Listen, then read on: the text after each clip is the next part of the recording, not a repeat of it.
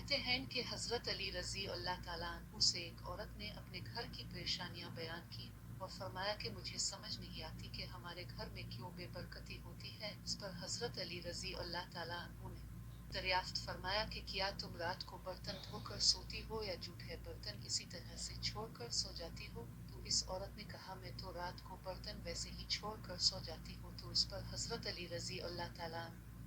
نے فرمایا کہ تمہارے گھر میں پریشانیوں اور بے برکتی کی وجہ یہی ہے، اس لیے رات کو برتن صاف کر کے سویا کرو۔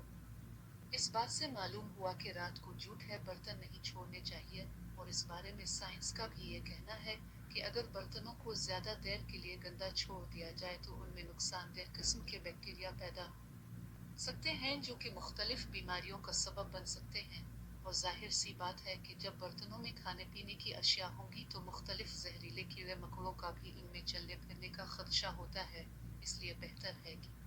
رات کے برتن رات کو ہی دھو لیے جائیں۔ دوستو، یہاں پر آپ کو یہ بھی بتاتے چلی کہ احادیث نبوی صلی اللہ علیہ وآلہ وسلم میں ایسی کوئی تعلیم سامنے نہیں آئی ہے جس میں رات کو برتن دھونے یا نہ دھونے کے بارے میں کوئی تشریح ہو، لیکن رات کو سونے سے پہلے برتنوں کو ڈھانپنے کے بارے میں تاکید ملتی ہے، اور اس بارے میں مختلف روایات ہیں جن میں یہ سبق ملتا ہے کہ سونے سے قبل کھانے پینے کے برتنوں کو بسم اللہ کہہ کر ڈھانپ دینا چاہیے۔ اگر کوئی چیز نہ ملے تو کم از کم ایک لکڑی ہی صحیح بسم اللہ کہہ کر اس پر رکھ دی جائے، اس لیے کہ شیطان بند دروازوں کو اور ڈھکے ہوئے برتنوں کو نہیں چھوتا۔ ایک اور حدیث میں آپ صلی اللہ علیہ وآلہ وسلم نے اس کا سبب یہ بیان فرمایا ہے کہ سال میں ایک رات ایسی آتی ہے جس میں وبا اور بلا نازل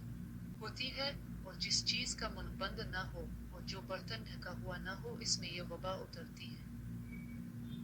کتنی بڑی حکمت ہے پیارے نبی صلی اللہ علیہ وآلہ وسلم کی پیاری سنتوں میں، اس لیے ہمیں چاہیے کہ ان سنتوں کو اپنا پکا معمول بنا کر ہم ہر قسم کی مصیبت سے اپنے آپ کو محفوظ رکھ سکیں۔ اللہ سے دعا ہے